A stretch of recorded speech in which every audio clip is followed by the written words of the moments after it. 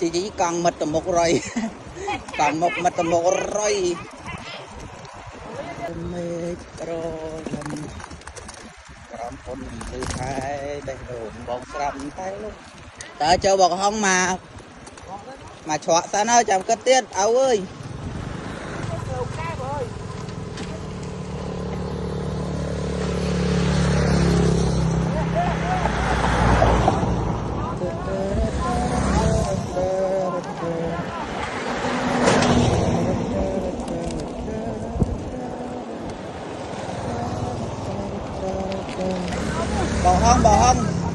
bọc hông âu bọc hông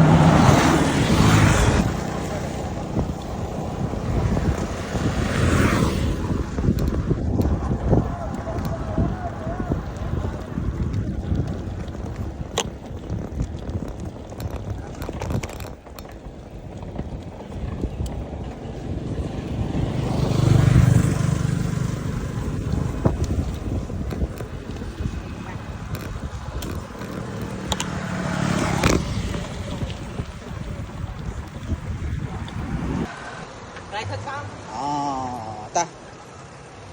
cùng xoa chân chứ ảnh mình sọc ram nằm sọc đây tiền nằm nghiêng